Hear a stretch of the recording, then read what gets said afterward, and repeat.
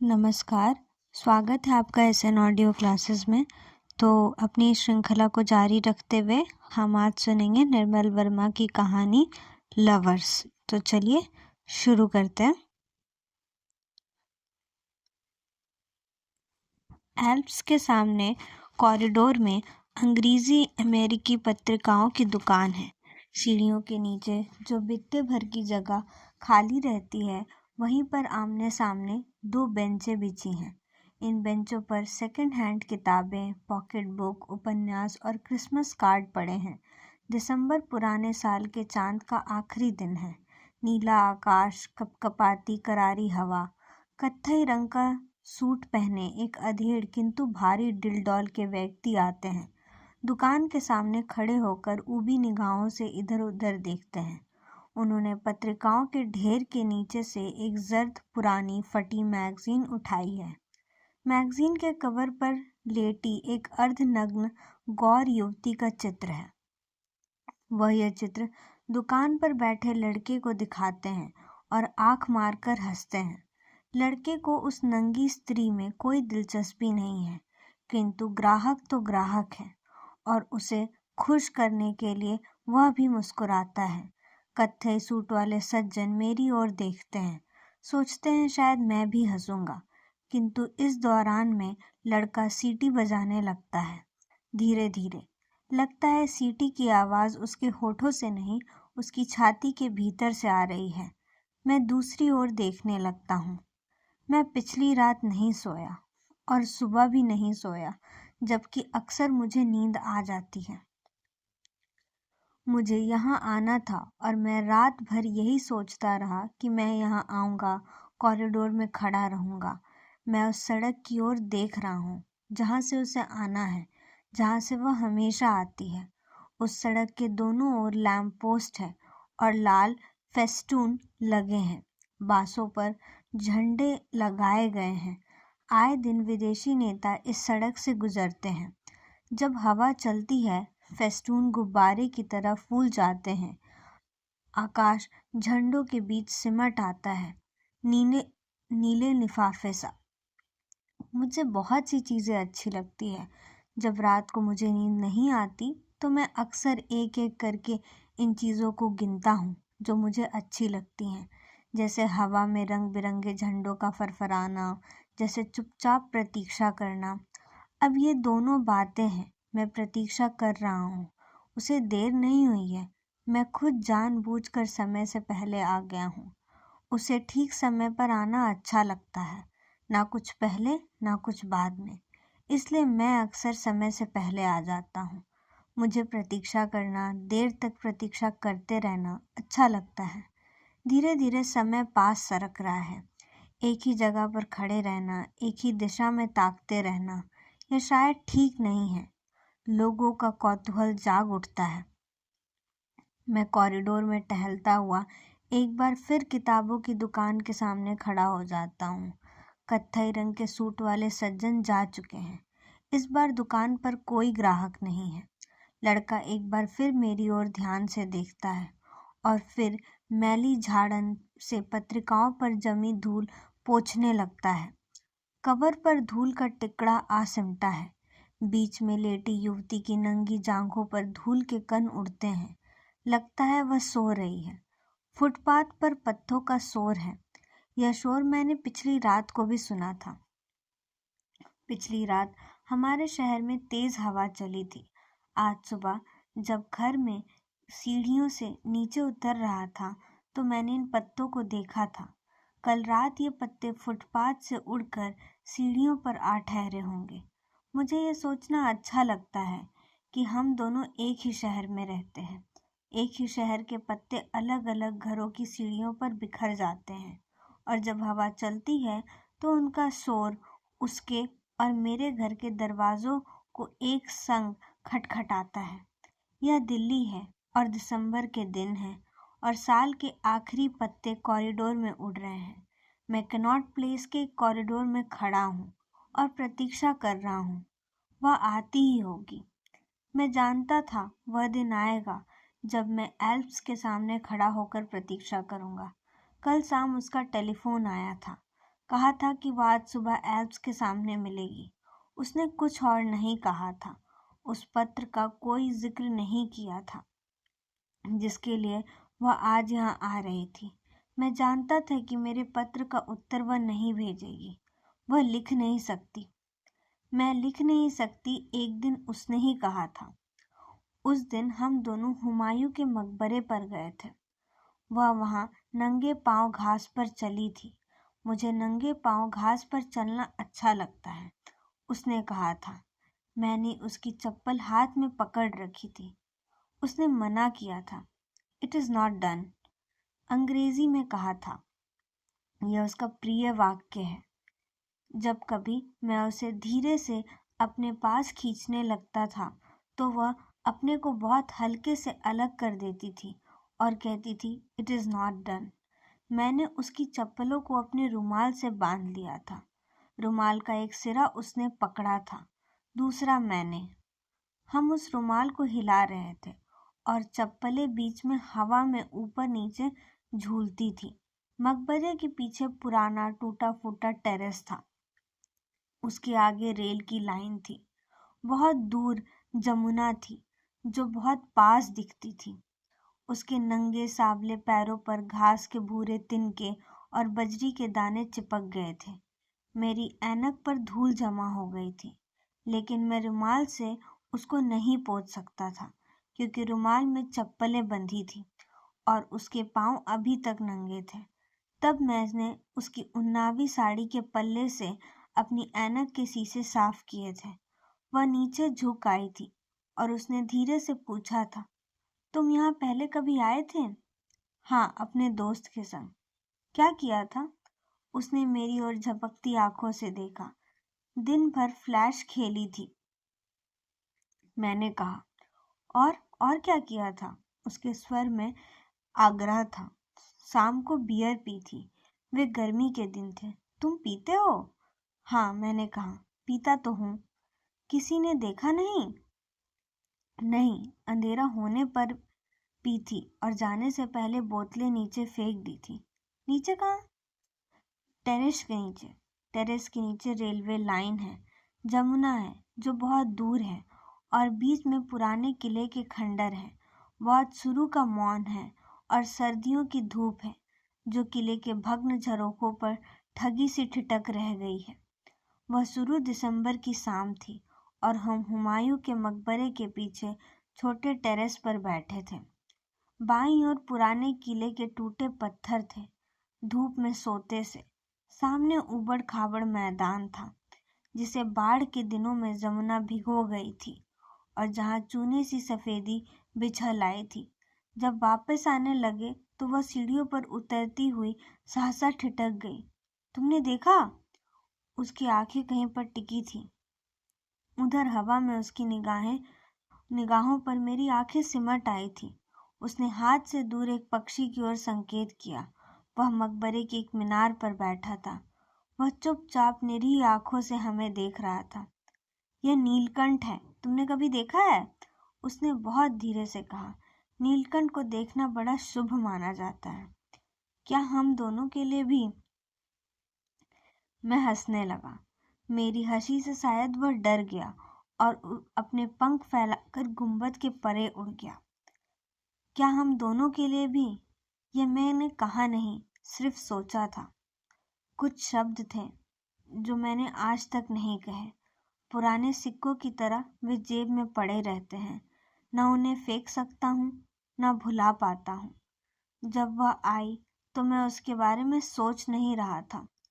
मैं क्रिकेट के बारे में, सिनेमा के पोस्टरों के बारे में और कुछ गंदे अश्लील शब्दों के बारे में सोच रहा था जो कुछ देर पहले मैंने पब्लिक लेबोरेटरी की दीवारों पर पढ़े थे। ऐसा अक्सर होता है।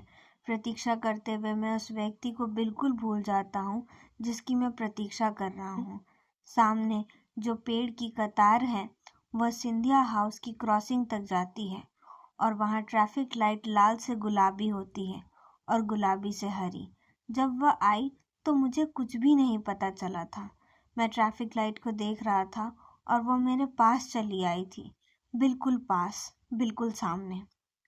उसने काली साड़ ओढ़ रखी थी और उसके बाल सूखे हैं।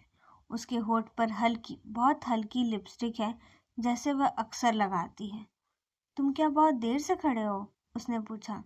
मैं तुमसे पहले आ गया था। कब से इंतजार कर रहे हो?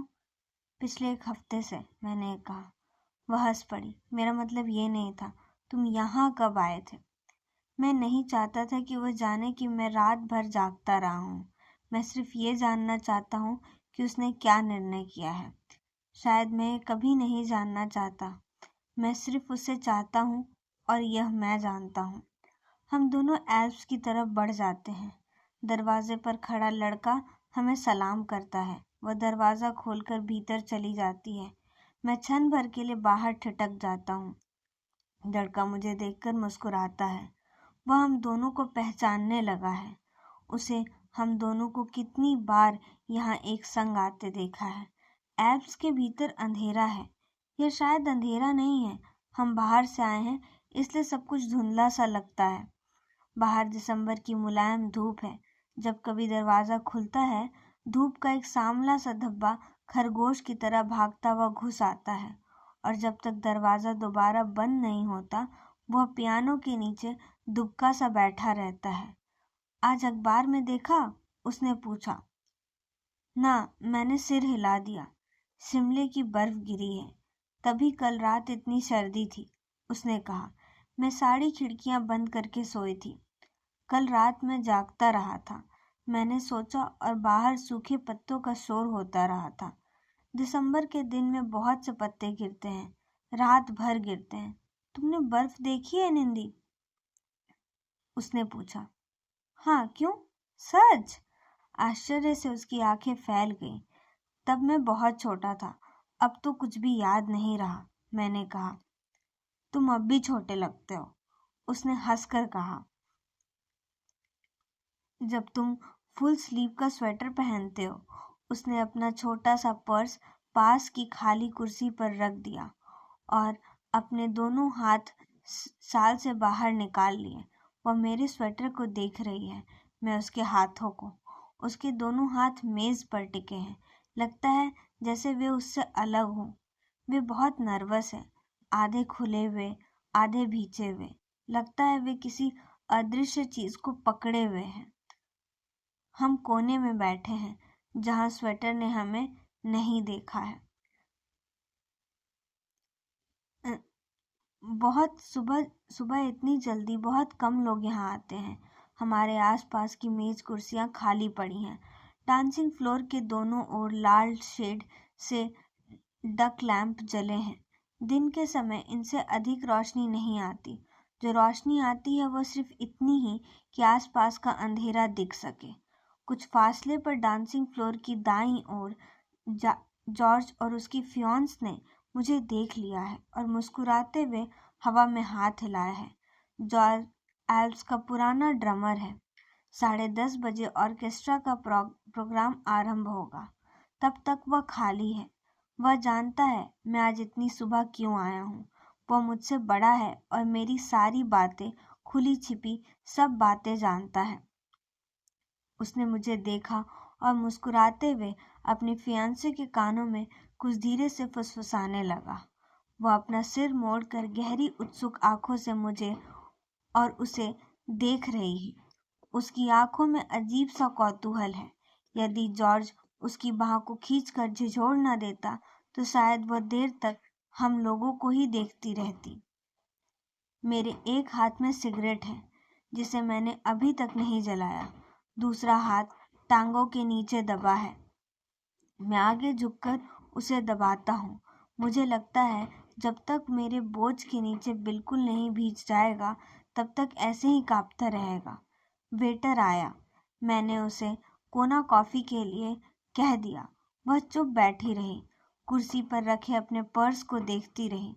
मैंने सोचा था तुम फोन करोगी, मैंने कहा। उसने मेरी ओर देखा। उसकी आंखों में हल्का सा विस्मय था। तुम काफी बातें अजीब सोचते हो, उसने कहा। शायद ये गलत था, मैंने कहा। शायद तुम नाराज हो। पता नहीं, शायद हूँ, उसने कहा। मैं हंसने लगा। क्यों? तुम हंसते क्यों हो? कुछ नहीं, मुझे कुछ याद आ गया। क्या याद आ गया? उसने पूछा। तुम्हारी बात। It is not done. उसका निचला ओठ धीरे से कांपा था, तितली सा जो उड़ने को होती है और फिर कुछ सोच कर बैठी रहती है। तुम उस दिन ठीक समय पर घर पहुंच गई थी। किस दिन? जब हम हुमायूं के मकबरे से लौटे थे। ना, बस नहीं मिली। बहुत देर बाद स्कूटर लेना पड़ा। उस रात बड़ा अजीब सा लगा। कैसा अजीब सा? मैंने पूछा। देर तक नींद नहीं आई, उसने कहा। देर तक मैं उस नीलकंठ के बारे में सोचती रही जो हमने उस दिन देखा था मकबरे के गुंबद पर। नीलकंठ? मुझे वो शाम याद आती है। उस शाम हम पवेलियन के पीछे टेरेस पर बैठे थे। मेरे रुमाल में उसकी चप्पल बंधी थी और उसके पांव नंगे थे। घास पर चलने से वे गीले हो गए थे और उन पर बजरी के 2-4 लाल दाने चिपक गए थे। अब वह शाम बहुत दूर लगती है। उस शाम एक धुंधली सी आकांक्षा आई थी और मैं डर गया था। लगता था आज वह डर हम दोनों को है। गेंद की तरह कभी उसके पास जाता, कभी मेरे पास। वह अपनी घबराहट को दबाने के लिए प्रयत्न कर रही थी जिसे मैं नहीं देख रहा था। मेज के नीचे कुर्सी पर भींचा मेरा हाथ कांप रहा है जिसे वह नहीं देख सकती थी। हम केवल एक दूसरे की ओर देख सकते थे और यह जानते हैं कि यह मरते वर्ष के कुछ आखिरी दिन है और बाहर दिसंबर के उन पीले पत्तों का शोर जो दिल्ली की तमाम सड़कों पर धीरे धीरे झर रहे हैं। मुझे लगता है जैसे मैं सब कुछ कह दूं जो मैं पिछले हफ्ते के दौरान सड़क पर चलते हुए, बस की प्रतीक्षा करते हुए, रात को सोने से पहले, सोते हुए, पल छिन सोचता रहा हूँ, अपने से कहता रहा हूँ। मैं भूला नहीं हूँ। कुछ चीजें हैं जो हमेशा साथ रहती हैं, उन्हें याद रखना नहीं होता। कुछ चीजें हैं जो खो जाती हैं, खो जाने में ही उनका अर्थ है। उन्हें भूलना नहीं होता। वेटर आया और कोना कॉफी की बोतल से पहले उसे और फिर मेरे प्याले में कॉफी उड़ेल दी। हमारे सामने वाले मेज पर एक अंग्रेज युवती आकर बैठ गई। उसके संग एक छोटा सा लड़का है जो उसकी कुर्सी के पीछे खड़ा है। युवती का चेहरा मीनू के पीछे छिप गया है। What will you have, Sunny? लड़का पंजों के बल खड़ा हुआ, सिर झुककर मीनू को देख रहा है। ऊ ऊ ऊ लड़के की जुबान बाहर निकलकर बिल्ली की तरह नाक सिकोड़ रही है। Oh shut up! Won't you sit down? Dancing floor के पीछे जो कुर्सियां अभी तक खाली पड़ी थी वे धीरे धीरे भरने लगी। लगता है बाहर सूरज बादलों में छिप गया है। सामने खिड़की के शीशों पर रोशनी का हल्का सा आभास है। जब दरवाजा खुलता है तो पहले की तरह धूप का टुकड़ा भीतर नहीं आता, सिर्फ हवा आती है और मैली सी धुंध। दरवाजा खुलकर एकदम बंद नहीं होता और हम बाहर देख लेते हैं। बाहर सर्दी का धुंधलका है और दिसंबर का मेघ अक्षण आकाश जो कुछ देर पहले बिल्कुल नीला था। जहाँ हम बैठे हैं वह एक कोना है। जब कभी हम यहाँ आते हैं और ऐसा अक्सर होता है तो यहीं बैठते हैं। उसे कोने में बैठना अच्छा लगता है। वह चम्मच से मेज पोस्ट पर लकीरें खींचती है और मैं अपनी उन कहानियों के बारे में सोचता हूँ जो मैंने नहीं लिखी, जो शायद मैं कभी नहीं लिखूंगा, और मुझे उनके बारे में सोचना अच्छा लगता है। 2 दिन बाद क्रिसमस है। किवेंसवे की दुकान पे इन दिनों भीड़ लगी रहती है। कुछ लोग खरीदारी करने के बाद अक्सर यहाँ आते हैं। उनके हाथों में रंग बिरंगी बास्केट, थैले और लिफाफे हैं। जब वे भीतर आते हैं वह दरवाजे की ओर देखने लगते हैं। उसकी आंखें बहुत उदास हैं। मैं उसकी बाहों को देख रहा हूँ। प्लास्टिक की चूड़ी और ज़्यादा नीचे खिसक आई है। उसका निचला हिस्सा प्याले की कॉफी में भीग रहा है और चमक रहा है। निंदी, उसने धीरे से कहा और रुक गई। यह मेरे घर का नाम है। एक बार उसके पूछने पर मैंने बताया था। जब कभी हम दोनों अकेले होते हैं, जब कभी हम दोनों एक दूसरे के संग होते हुए भी अपने अपने में अकेले हो जाते हैं और उसे लगता है कि उसकी बात से मुझे तकलीफ होगी, तो वह मुझे इसी नाम से बुलाती है। मेरे हाथ मेरे घुटने के बीच दबा है। लगता है अब वह क्षण आ गया है जिसकी इतनी देर से प्रतीक्षा थी। वह आ गया है और हम दोनों के बीच आकर बैठ गया है। निंदी, यह गलत है, उसने धीरे से कहा, इतने धीरे से कि मैं हंसने लगा। तुम क्या इतनी देर से यही सोच रही थी? मैंने कहा। निंदी, सच। वह भी हंसने लगी, किंतु उसकी आंखें पहली जैसी ही उदास है। मैंने इस तरह कभी नहीं सोचा था। किस तरह? मैंने पूछा। जैसे तुमने मुझे लिखा था। मैंने उसे कई बार पढ़ा निंदी। यह गलत है, सच बहुत गलत है निंदी। उसने मेरी ओर देखा। उसके बाल बहुत रूखे हैं और होठों पर हल्की, बहुत हल्की लिपस्टिक है, जैसे वो लिपस्टिक ना हो, सिर्फ होठों का रंग ही तनिक गहरा हो गया हो। वह मेरी ओर देख रही है। निंदी, उसने आगे कुछ कहा जो बहुत धीमा था। मैंने उसकी ओर देखा। उसने अपनी 2 उंगलियों में रुमाल कस कर लपेट लिया। निंदी, सच तुम पागल हो। मैंने कभी ऐसा नहीं सोचा था। Not in that way, not in that way. ये 4 शब्द बहुत ही छोटे हैं, आसान हैं, और मैं अचानक खाली सा हो गया हूँ और सोचता हूँ जिंदगी कितनी हल्की है। मैंने उसकी ओर देखा। उसकी आंखों में बड़े बड़े आंसू थे, जैसे बच्चों की आंखों में होते हैं, किंतु उन आंसुओं का उसके चेहरे से कोई संबंध नहीं है।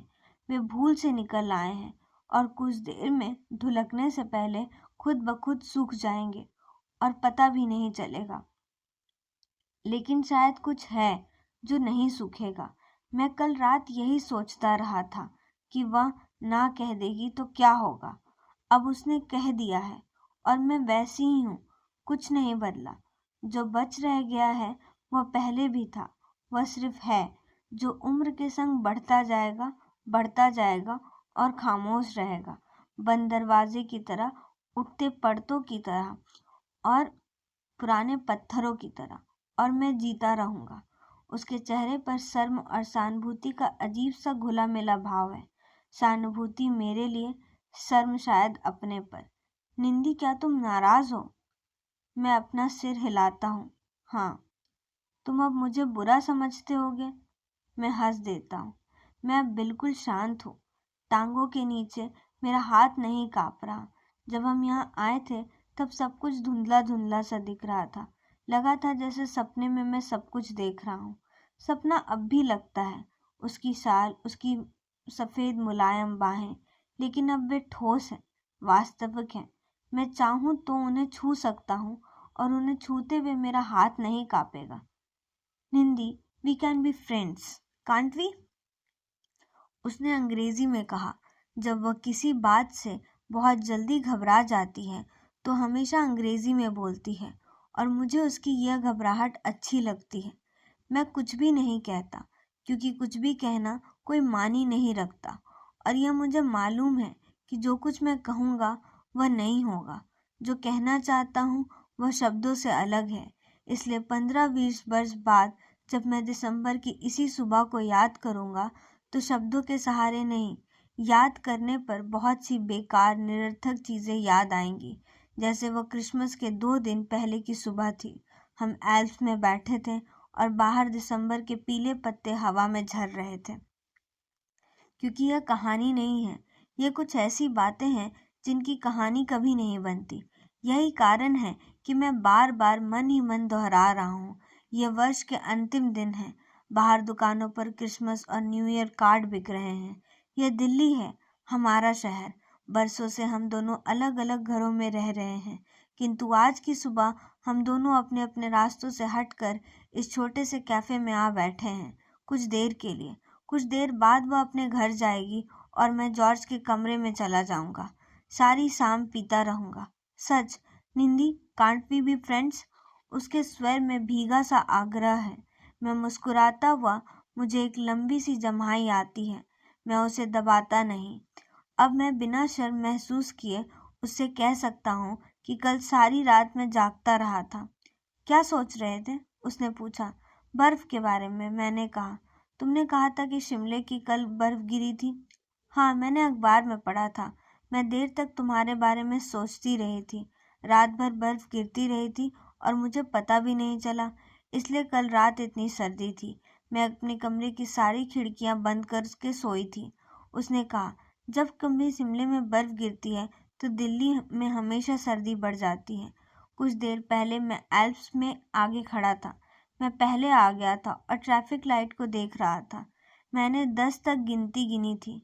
सोचा था यदि 10 तक पहुंचते पहुंचते बत्ती का रंग हरा हो जाएगा तो वह हाँ कहेगी, नहीं तो नहीं।